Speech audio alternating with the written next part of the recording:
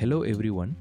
Have you ever wondered why some workplaces remain safe for decades while others continue to experience repeated accidents and occupational diseases?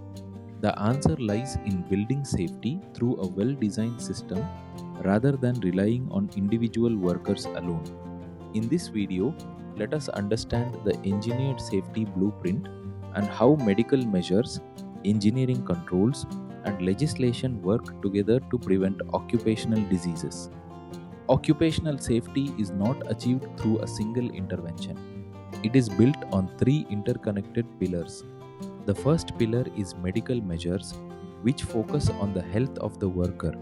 The second pillar is engineering measures, which eliminate or reduce hazards in the environment. The third pillar is statutory protections, which provide the legal framework to ensure workplace safety. Together, these three pillars form the architecture of protection. Let us begin with the first pillar, medical measures. The foundation of occupational health is placing the right person in the right job. This concept is known as the right fit principle. It considers three important factors: the worker's physical and mental abilities, the ergonomic demands of the job, and the requirements of the task. When these three components overlap, workers can perform safely and efficiently while reducing the risk of occupational disease. Before employment, every worker should undergo a pre-placement or pre-employment medical examination. This assessment evaluates the worker's physical fitness, medical history, occupational history, laboratory investigations, and where required, investigations such as chest X-ray, electrocardiogram, pulmonary function tests, and vision assessment. The purpose is not to deny employment, but to ensure that workers are placed in jobs that match their health status and abilities. Certain medical conditions make workers unsuitable for specific hazardous occupations. For example, individuals with anemia should not be exposed to lead. Workers with asthma should avoid dusty environments. Those with liver disease should not be exposed to toxic solvents. People with tuberculosis should not work in silica exposed industries. Similarly, workers with blood disorders should not be exposed to ionizing radiation. Appropriate placement protects both the worker and the workplace. Occupational diseases often develop slowly, making regular health surveillance essential. Periodic medical examinations are therefore carried out at monthly, quarterly, half-yearly, or yearly intervals depending on the level of occupational risk. These examinations help detect disease at an early stage, monitor workers returning after illness, and ensure that preventive measures remain effective. Medical and healthcare services are another essential component of occupational health. Comprehensive healthcare should be available both inside and outside the workplace. Emergency services must be ready to manage accidents and medical emergencies. Prompt treatment reduces complications, while preventative services such as immunization and health education improve long-term worker well-being. Occupational diseases should also be notified according to statutory requirements. Notification allows health authorities to investigate the workplace, identify hazardous conditions, implement corrective measures, and prevent similar diseases in other workers. Thus, notification is not merely a legal requirement but an important public health tool. Environmental supervision forms another important aspect of medical surveillance. The workplace environment should be regularly assessed for physical factors such as temperature, lighting, ventilation, humidity, and noise. Chemical exposures, dust levels, ergonomic factors, and physiological workload should also be monitored. Continuous environmental assessment helps identify hazards before they cause disease. Regular maintenance of health records is equally important. Occupational health records provide valuable information regarding workplace exposures, disease trends, medical examinations, and long-term health outcomes. These records support surveillance, research, compensation, and continuous improvement of workplace safety. The final component of the medical pillar is health education and counseling.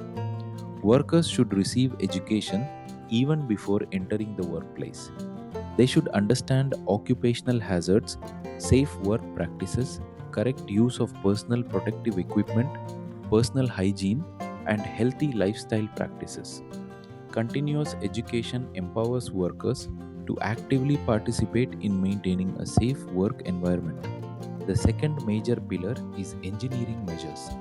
Engineering controls focus on removing hazards from the workplace rather than expecting workers to resist them. This pillar consists of 13 systematic engineering interventions arranged into 4 operational phases. The first phase focuses on foundation and workplace design. Safety begins during planning itself. Proper building design, adequate space, smooth workflow, suitable construction materials, good housekeeping, and effective general ventilation reduce workplace hazards from the very beginning. A well-designed workplace minimizes unnecessary risks before production even starts.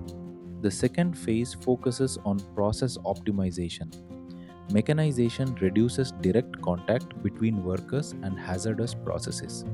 Whenever possible, hazardous materials should be substituted with safer alternatives. For example, replacing white phosphorus with red phosphorus, using zinc instead of lead-based paints, replacing mercury salts with safer compounds, or substituting benzene with less toxic solvents significantly reduces occupational risk. The third phase emphasizes hazard containment. Dust control measures such as wet drilling, water spraying, and moisture control reduce airborne dust generation at its source. Enclosure of hazardous processes prevents the spread of contaminants into the work environment.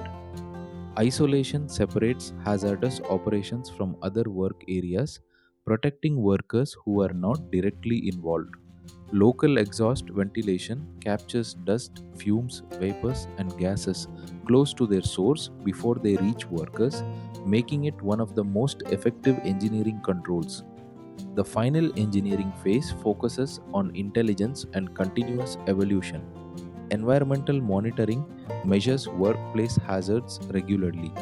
Health statistics help identify disease patterns and evaluate preventive programs. Research and innovation continuously improve engineering controls by introducing safer technologies, better equipment, and more effective methods of hazard prevention. The third pillar of occupational safety is legislative protection. Workplace safety is supported by various labor laws and occupational health regulations that define the responsibilities of employers and protect the rights of workers. These legal provisions establish standards for workplace safety, occupational disease notification, compensation, welfare, and enforcement. Compliance with legislation ensures that safety measures are consistently implemented across all industries. When all three pillars work together, they create an integrated safety ecosystem. Medical measures ensure that workers are healthy and suitable for their jobs. Engineering measures eliminate hazards at their source. Legislative protection provides the legal support necessary for long-term occupational safety. Together, they create a work environment where prevention is prioritized over treatment and safety becomes an integral part of every industrial process. To summarize, occupational disease prevention depends on a comprehensive and coordinated approach. Medical measures protect the worker through proper placement, health surveillance, medical services, and education. Engineering measures eliminate hazards through workplace design, safer processes, hazard containment, and continuous improvement. Legislative protection ensures compliance through occupational safety laws and regulations. When these three pillars function together, they create a strong and sustainable system that protects workers, improves productivity, and promotes a healthy workplace.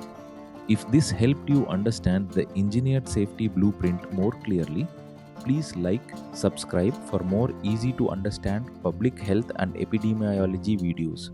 and leave a comment telling me which topic you would like me to explain next. Thanks for watching, and I will see you in the next video.